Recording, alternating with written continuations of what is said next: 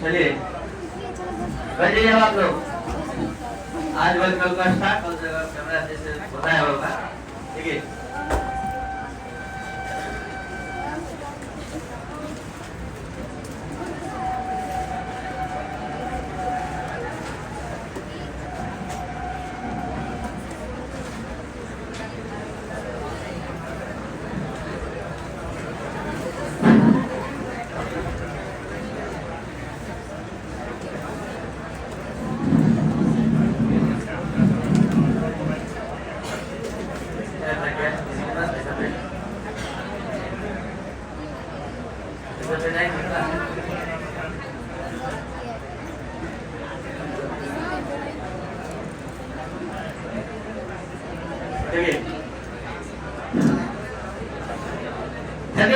आज की क्लास में आप पढ़ने जा रहे हैं क्लास 12 का एक जबरदस्त चैप्टर जिसका नाम है विद्युत रसायन यानी इलेक्ट्रोकेमिस्ट्री।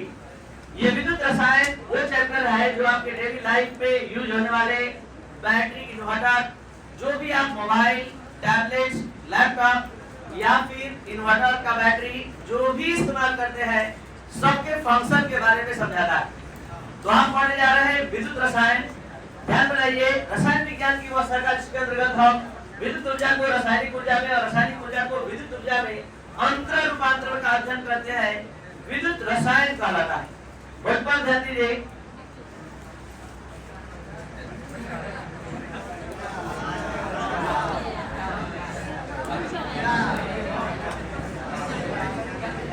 चलिए सुबह लौटे याद पड़ गया।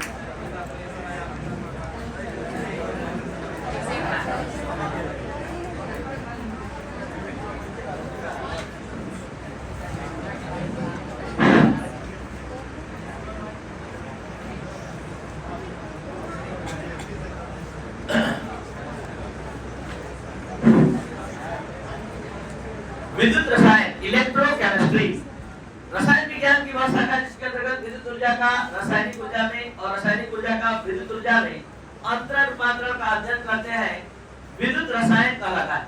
हमने जो ये डिफिनेशन बोला, ये विद्युत ऊर्जा को रासायनिक ऊर्जा में, रासायनिक ऊर्जा को विद्युत ऊर्जा में, इसका एक्सपेरिमेंटल सेटअप भी हम आपको दिखाने वाले हैं। जैसे आप सभी स्टूडेंट बैटरी, टॉर्च का बैटरी, मोबाइल का बैटरी या कोई भी बैटरी इस्तेमाल करते हैं।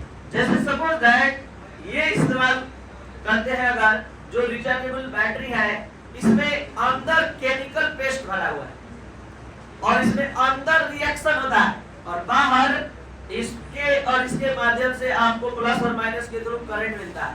तो आपको बता दें कि अंदर केमिकल रिएक्शन होता है, अंदर रासायनिक अभिक्रिया संपन्न होती है और वो रासायनिक अभिक्रिया कोई दूसरा नहीं, इलेक्ट्रॉन का त्याग और ग्रहण वाला होता है।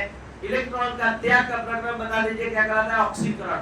और इलेक्ट्रॉन का ग्रहण का प्रक्रम। तो लगातार एक सेल पर एक इलेक्ट्रोड पर त्याग होता है और एक पर ग्रहण। त्याग ग्रहण से इलेक्ट्रॉन का फ्लो बनता है और यहाँ से हमको करंट मिलता है। तो वास्तव में ये रासायनिक ऊर्जा को विद्युत ऊर्जा में परिवर्तित करने का एक माध्यम है। अब आइए, रासायनिक ऊर्जा को कोई भी बैटरी रासायनिक ऊर्जा को विद्युत ऊर्जा बदलता है। अब आपके मन में सवाल उठता होगा कि विद्युत ऊर्जा को रासायनिक ऊर्जा में कौन बदलता होगा? तो इसके लिए आइए, विद्युत ऊर्जा को रासायनिक ऊर्जा में कौन बदलता है? आप लोग विद्युत लेपन का नाम सुने होंगे। विद्युत लेपन, विद्युत लेपन में क्या होता है? सस्ती धातु पर महंगी धातु का परत चढ़ाया जाता है। तो सस्ती धातु पर महंगी धातु का परत चढ़ाने के लिए यहाँ पर क्या किया जाता है, क्या कॉन्सेप्ट अपनाया जाता है? सीखिए। ये है एक मेटल का रड और ये है दूसरे मेटल का रड। ये है आपका सोना का रड और ये है चांदी का रड। चांदी पर सोने का परत चढ़ाना है, इलेक्ट्रोप्लेटिंग, इसको विद्युत लेपन कहते हैं। अभी हम जो एग्जांपल दिए, ध्यान दीजिएगा सभी लोग, कि रासायनिक ऊर्जा को विद्युत ऊर्जा में बदला है और अब हम विद्युत ऊर्जा को रासायनिक ऊर्जा में कहाँ उपयोग होता है ये समझाने जा रहे हैं। तो विद्युत रसायन का डिफिनेशन फिट बैठेगा दिमाग में। यहाँ पर ध्यान देंगे, ये बाहर से हमने इलेक्ट्रिक सर्किट फिट किया, ये आपका एनोड है और ये कैथोड। नियम है कि जिस धातु का परत चढ़ाना है उसी का लवण का घोल यहाँ रहेगा। जिस धातु का परत चढ़ाना है तो धातु यहाँ जो जिसका परत चढ़ाना है वो है गोल्ड का, तो गोल्ड का यहाँ साल्ट का सॉल्यूशन होगा। Au मतलब Au का साल्ट होगा, चाहे वो क्लोराइड हो, सल्फेट हो, नाइट्रेट हो, कोई हो, लेकिन गोल्ड का होना चाहिए।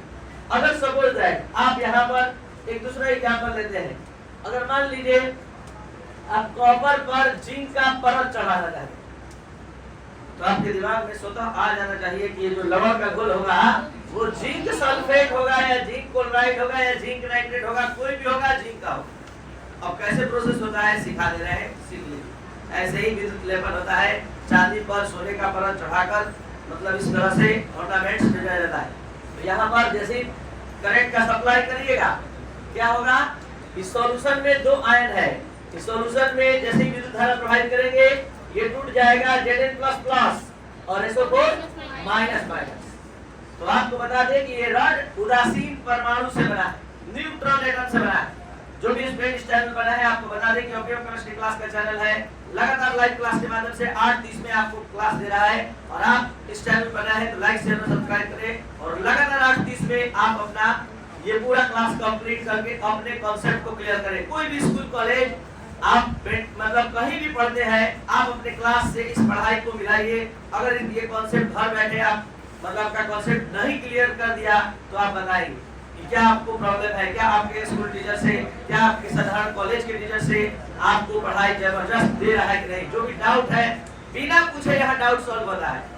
देखा जाए यहाँ पर हम बात कर रहे थे विद्युत ऊर्जा को रासायनिक ऊर्जा में कैसे बदलता है। बोर्ड पर बस ध्यान दीजिए, 2 मिनट में आपका कॉन्सेप्ट क्लियर होगा। अब बात कर रहे थे रॉड पर उदासीन परमाणु है, क्या आप लोगों को समझ में आता है? उदासीन परमाणु मतलब उस पर कोई आवेश नहीं होता। Zn और Zn++ में बता दीजिए क्या अंतर है। ये एक भी इलेक्ट्रॉन का लॉस नहीं किया है, एक 2 इलेक्ट्रॉन का ये घोल में है और ये कहाँ है, रॉड पर। तो रॉड पर से घोल में इसको आना है। जैसे ही विद्युत धारा प्रवाहित करेंगे ये घोल में स्थित जो यौगिक है यानी जो लवण है वो 2 आयन में टूट जाएगा। अब आप ही बताइए, इस पर माइनस है और इस पर प्लस, इस पर माइनस है और इस पर प्लस, तो प्लस वाला आयन, ठीक है, प्लस वाला आयन जो है वो माइनस में जाएगा और माइनस वाला है प्लस। तो जैसे ही विद्युत धारा प्रवाहित करेंगे इस प्लेट से जिंक परमाणु आयन बन के घोल में जाए। क्यों जाएगा? क्योंकि घोल में जिंक आयन की सांद्रता कम हो रही है। कैसे कम हो रही है? कैसे कम हो रही है? क्योंकि जिंक आयन जा रहा है कहाँ, कैथोड पर, कॉपर वाले पर, और SO4 इस पर जा रहा है। तो यहाँ लगातार घोल में किसकी सांद्रता कम होगी, Zn++ की। तो उस सांद्रता को पूरा करने के लिए, उस मटेरियल को पूरा करने के लिए आपका ये लगाया हुआ प्लेट गलना शुरू कर देगा। आपके भाषा में गलने का मतलब है ये जिंक परमाणु बन के आयन में जाने लगेगा और आपका प्लेट धीरे धीरे गलने लगेगा। तो यहाँ से एटम से आयन बन के घोल में गया और घोल से आयन मुक्त हो गया कहाँ, कॉपर के इलेक्ट्रोड पर। बार बार ये प्रक्रम होगा, सोचिए क्या होगा। बार बार जिंक का परमाणु जाकर इस पर फिट होगा, सोचिए क्या होगा। लगातार प्लेट पर जिंक का परमाणु जब जाएगा तो एक परत चढ़ जाए और आपका ये वाला प्लेट क्या होगा, गल जाए और ये पूरा इस पर प्लेटिंग हो जाएगा। तो जरा सोचिए आपने इस पूरे प्रक्रम में क्या किया। रासायनिक विद्युत ऊर्जा को रासायनिक ऊर्जा में बदला। आपने करंट दिया है और तब अंदर रासायनिक अभिक्रिया हुआ है। यहाँ रासायनिक अभिक्रिया पहले हो रहा है तब आपको करंट मिल रहा है। यहाँ पर विद्युत ऊर्जा का रासायनिक ऊर्जा में रूपांतरण है, जिससे सस्ती धातु पर महंगी धातु का परत चढ़ा दी। इसमें विद्युत ऊर्जा को बढ़ता जा रहा है रासायनिक ऊर्जा में। क्यों? रिएक्शन करवाए, यहाँ रिएक्शन करवाकर आप विद्युत ऊर्जा प्राप्त कर रहे हैं यहाँ पर एनोड और कैथोड के माध्यम से। तो दोनों 2 कॉन्सेप्ट हैं और दोनों का अध्ययन केमिस्ट्री के जिस ब्रांच में होता है उसी का नाम विद्युत रसायन, उसी का नाम विद्युत रसायन है। रसायन विज्ञान की वह शाखा जिसके अंतर्गत विद्युत ऊर्जा का रासायनिक ऊर्जा और रासायनिक ऊर्जा का विद्युत ऊर्जा विद्युत ऊर्जा का रासायनिक ऊर्जा में और रासायनिक ऊर्जा का विद्युत ऊर्जा में अंतर रूपांतरण का अध्ययन होता है। तो इस चैप्टर का आप समझ गए होंगे, दो भाग है। सेल, आज तक सेल केवल आप क्या जानते हैं, बस यही जानते हैं कि बस रासायनिक ऊर्जा को जो विद्युत ऊर्जा बदल दे वो सेल है। परिभाषा गलत है, आधा है परिभाषा ये। जो रासायनिक ऊर्जा को विद्युत ऊर्जा बदले और जो विद्युत ऊर्जा को रासायनिक ऊर्जा बदले वो भी कहलाता है क्या, सेल। दोनों सेल कहलाता है। और इस तरह से इस परिभाषा से क्लियर हुआ कि सेल दो प्रकार का होता है। एक होता है विद्युत अपघटनी सेल और एक होता है विद्युत रासायनिक सेल। विद्युत अपघटनी सेल ये है जो विद्युत अपघटन के प्रक्रम के द्वारा विद्युत ऊर्जा को रासायनिक ऊर्जा बदलता है, और विद्युत रासायनिक सेल ये है जो केमिकल रिएक्शन के द्वारा रासायनिक ऊर्जा को विद्युत ऊर्जा बदलता है। तो सेल दो प्रकार का है। इसी पर पूरा चैप्टर का अध्ययन है। शुरू हुआ है आपका चैप्टर, लेकिन आपको बता दें कि यहाँ जीरो लेवल से चैप्टर शुरू करना है, डायरेक्ट यहाँ नहीं जाना है। इसलिए ये चैप्टर का एकदम जीरो लेवल से प्रारंभ 3-4 मिनट देख लीजिए। और जीरो लेवल यही है कि जैसे ही आप करंट का अध्ययन करते हैं, विद्युत का अध्ययन करते हैं, तो पहले जानना होता है कि चालक किसे कहते हैं, कुचालक किसे कहते हैं। वे सभी पदार्थ जो अपने में से विद्युत संवहन की अनुमति प्रदान करते हैं चालक कहलाते हैं, और जो अनुमति प्रदान नहीं करते हैं कुचालक कहलाते हैं। क्यों नहीं करते हैं इसका डिटेल ठोस अवस्था चैप्टर में मिल गया है। इसके पास फ्री इलेक्ट्रॉन नहीं होता है, उसके पास फ्री इलेक्ट्रॉन होता है, उसके पास फ्री इलेक्ट्रॉन, इसके पास मुक्त इलेक्ट्रॉन होता है और उसके पास मुक्त इलेक्ट्रॉन। इसके कारण ये चालक होते हैं और ये कुचालक। अब यहाँ चालक के बारे में थोड़ा डिटेल में बढ़िया से बस 2 मिनट में मेन कॉन्सेप्ट देने जा रहे हैं। आज तक जानते थे विद्युत धारा का परिभाषा क्या जानते थे आप लोग? विद्युत धारा का परिभाषा क्या जानते थे? इलेक्ट्रॉनों के सतत प्रवाह को विद्युत धारा कहते हैं। आज से ये परिभाषा चेंज होने जा रहा है, क्योंकि ये 9th का परिभाषा था। इलेक्ट्रॉनों के सतत प्रवाह को विद्युत धारा कहते हैं। जरूरी नहीं है कि विद्युत धारा इलेक्ट्रॉन के ही प्रवाहित होने से प्रवाह हो। आप नमक लीजिए, नमक, उसमें इलेक्ट्रिक सर्किट का प्लस माइनस अटैच कर दीजिए। नमक लिए, इलेक्ट्रिक सर्किट का प्लस माइनस अटैच कर दीजिए। नमक टच कीजिएगा, करंट मारेगा नहीं, लेकिन आप पानी डाल दीजिए तो क्यों? क्योंकि वो नमक टूट गया, और जैसे ही आयन में टूटा पूरा विलयन में घूमने लगा, करंट को ढोने का काम करने लगा। तो यहाँ इलेक्ट्रॉन का प्रवाह हुआ है? नहीं, यहाँ पर आयन का प्रवाह हुआ है। तो कोई भी आवेश वाला कण एक जगह से दूसरे जगह जाएगा, वहाँ इलेक्ट्रिक का कंडक्टिविटी शो होगा। तो अब यहाँ पर आप सभी स्टूडेंट अच्छे से चालक के बारे में 2 मिनट सुन लेंगे। चालक दो प्रकार का होता है, एक धात्विक चालक और एक विद्युत अपघटनी चालक। धात्विक चालक क्या है, ध्यान दे जाए। ये है आपका धात्विक चालक, ये है आपका धात्विक चालक, ये है मेटल का प्लेट और ये है प्लेट का कंस्ट्रक्शन। आप लोगों को पता है 2-3 बार हम बना चुके हैं। धातु के प्लेट की बनावट इस तरह से होती है, और इस धातु के प्लेट में जैसे ही करंट प्रवाहित करिएगा, जैसे ही करंट प्रवाहित कीजिएगा, क्या होगा? ये इलेक्ट्रॉन का प्रवाह शुरू होगा।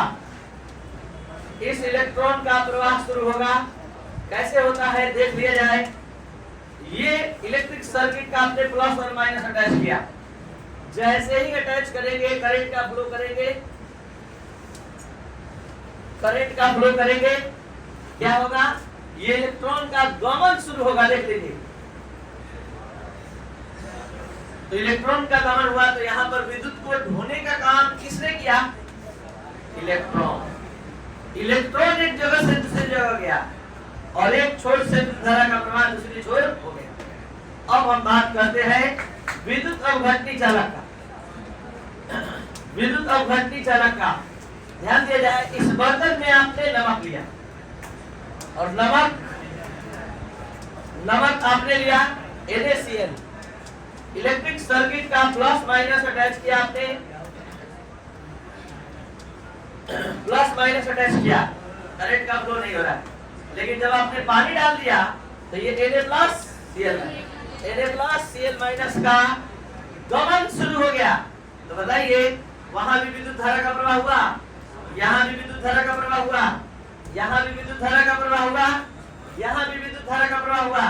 यहाँ करंट होने का काम किसने किया? और यहाँ करंट होने का काम।